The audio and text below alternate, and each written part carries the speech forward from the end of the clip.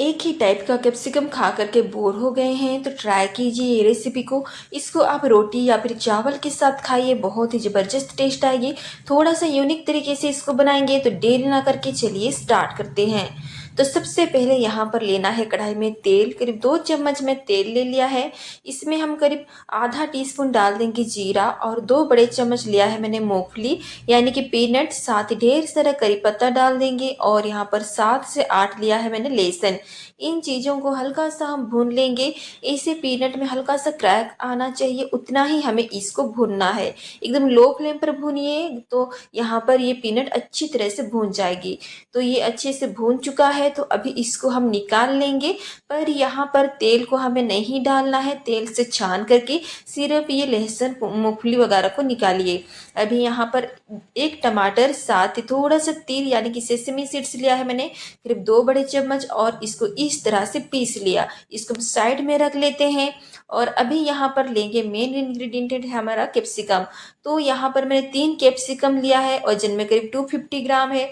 इसको अच्छे से धो के साफ कर लेना है। उसके बाद इसको लंबा लंबा पतला स्लाइस में मैंने कट कर लिया है। आप अपने हिसाब से इसको कट कर सकते हैं।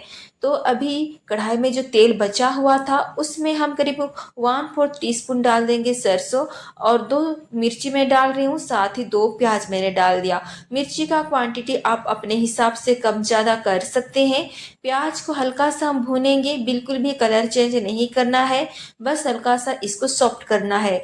जब प्याज सॉफ्ट हो जाएगी तो यहाँ पर कटा हुआ कैप्सिकम को डाल देंगे, मिला लेंगे अच्छी तरह से और इसको हल्का सा सॉफ्ट होने तक हम पकाएंगे। पकने में ये बहुत ज़्यादा टाइम नहीं लगते हैं। तो इसी स्टेज में हम डाल देंगे स्वाद के हिसाब से नमक, आधा टीस्पून हल्दी का पाउडर और आधा टीस्पून धनिया पाउडर। मिला लेंगे अच्छी तरह से और इसको हल्का सा कच्चापन जाने तक 4 से 5 मिनट के लिए ढक करके पकाएंगे। तो यहाँ पर करीब 5-6 मिनट हो चुके हैं और ये देखिए थोड़ा सा कैप्सिकम सॉफ्ट हो गए हैं, बहुत ज़्यादा अच्छे से नहीं पका हुआ है, थोड़ा सा कसर यहाँ पर बाकी है। तो इसी स्टेज में हम जो मूंगफली लहसुन का पेस्ट बनाए थे टमाटर का, उसको मैंने डाल दिया, साथ ही थोड़ा सा पानी को भी मिला लेंगे और यहाँ पर डाल देंगे और इसको अभी लो फ्लेम पर ढक करके पकाएंगे और 4 से 5 मिनट के लिए, या फिर कैप्सिकम थोड़ा सा और सॉफ्ट ना हो जाए तब तक इसको हमें पका लेना है। तो एकदम लो फ्लेम पर देख सकते हैं अच्छी तरह से ये भून गया है। कैप्सिकम अच्छे से यहाँ पर सॉफ्ट हो गए हैं और ये मसाला भी अच्छे से भून गए हैं। तो अभी यहाँ पर लास्ट स्टेज में करीब 2 टीस्पून मैंने लिया है दही। दही बहुत ज़्यादा खट्टा नहीं लेना है, नहीं तो ये पूरा खट्टा हो जाएंगे, सब्जी खाने में बिल्कुल भी अच्छे नहीं लगेंगे। तो फ्रेश दही आपको लेना है और यहाँ पर थोड़ा सा मैं पानी भी डाल दे रही हूँ। दोनों को थोड़ा सा मिला करके भूनेंगे और जब दही डाल रही हैं तो एकदम लो फ्लेम पर डालिए, नहीं तो दही फट भी सकते हैं, तो इसीलिए लो फ्लेम पर डालिए और 3 से 4 मिनट के लिए हल्का सा इसको पका लेना है। अभी ढक करके बस एक उबाल आने तक पकाएंगे।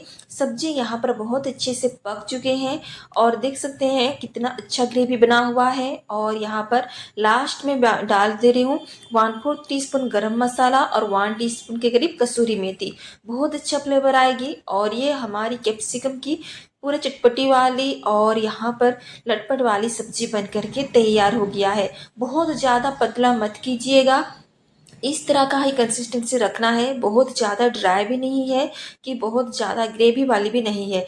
इस तरह से रखिएगा तो रोटी या फिर चावल के साथ खाइए, पूरा परफेक्ट बनेगी। तो ज़रूर से ट्राई कीजिए। मिलते हैं नेक्स्ट वीडियो पर। Thanks for watching. Thank you.